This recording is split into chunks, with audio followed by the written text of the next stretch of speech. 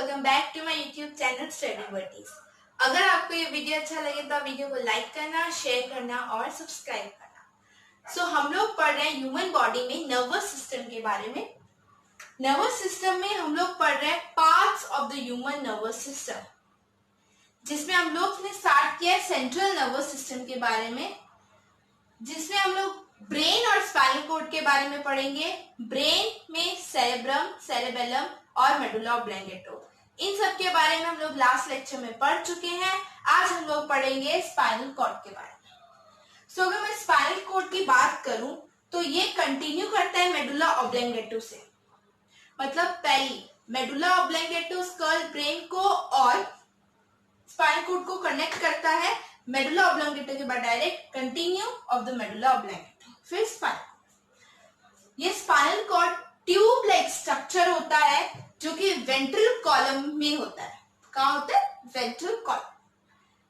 Spinal cord में एक small canal होते हैं, उस कैनल को हम लोग बोलते हैं सेंट्रल कैनल। सेंट्रल कैनल क्यों? क्योंकि वो सेंटर में प्रेजेंट रहता है। इस कैनल को जो सराउंड करता है उसे हम लोग बोलते हैं ग्रे मैटर। क्या बोलेंगे? Grey matter.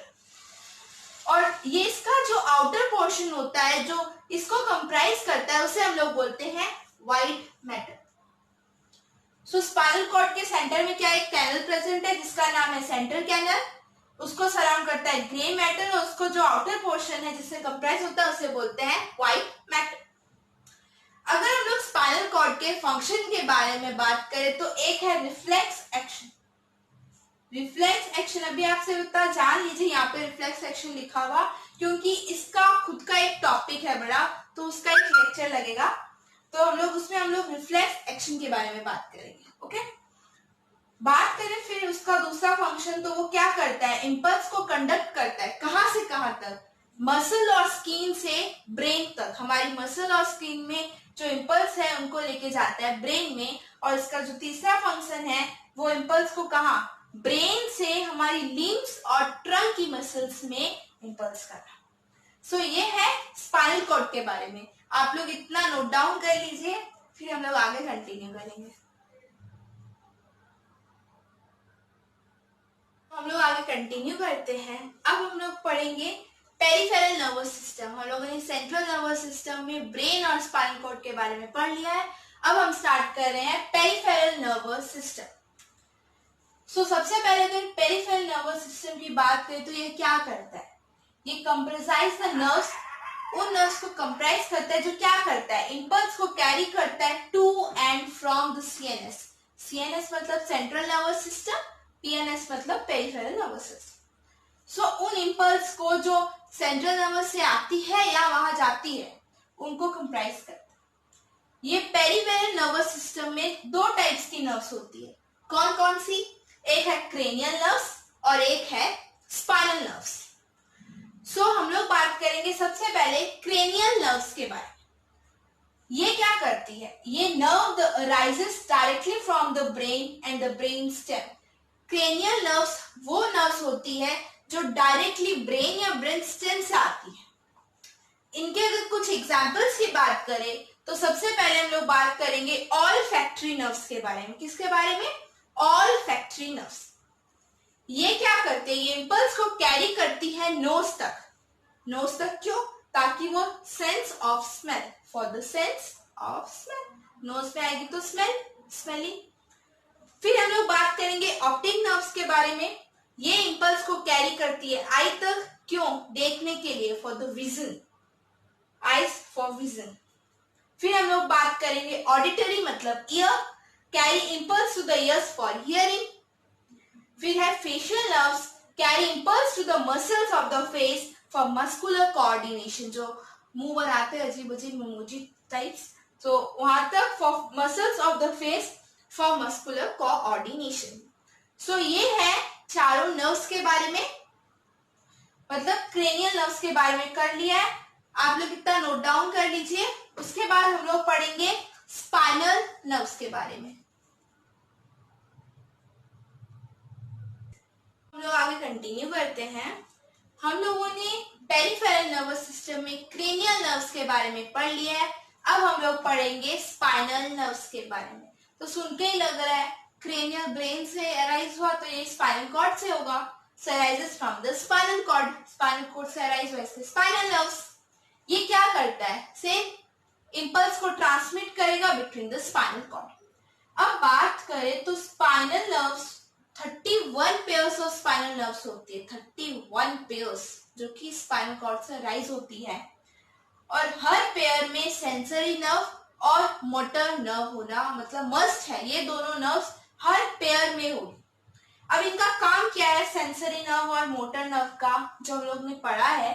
सेंसरी नर्व क्या करता है, ये मैसेज को कैरी करेगा सेंस ऑर्गन से हमारे ब्रेन या फिर स्पाइनल कॉर्ड तक। और मोटर नर्व क्या करेगा, ये मैसेज को कैरी करेगा ब्रेन और द स्पाइनल कॉर्ड से इफेक्टर्स तक।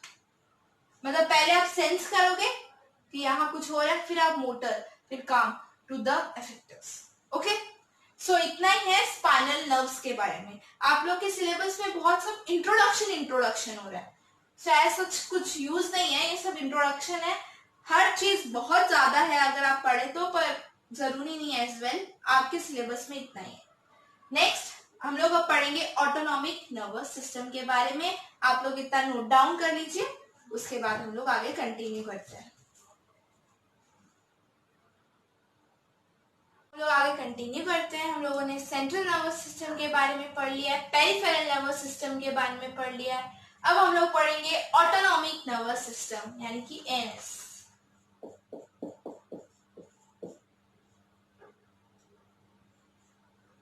सो ये क्या करता है, ये कंट्रोल करता है most of the internal mechanism of our body which are beyond our conscious control. ये उन सारे इंटरनल मैकेनिज्म को हमारे बॉडी के अंदर कंट्रोल करता है जो कि हमारे कॉन्शियस कंट्रोल से बाहर है। एग्जाम्पल की बात करूं तो हार्ट बीट, हार्ट की मसल्स। अब ऐसा थोड़ी ना होता है आप लोगों ने बोल दिया अरे हार्ट तो कब से ही धड़क रहा है, रेस्ट कर ले थोड़ी देर, या क्यों बंद हो गया, ऐसा नहीं होता। वो हमारे कॉन्शियस कंट्रोल के बाहर है।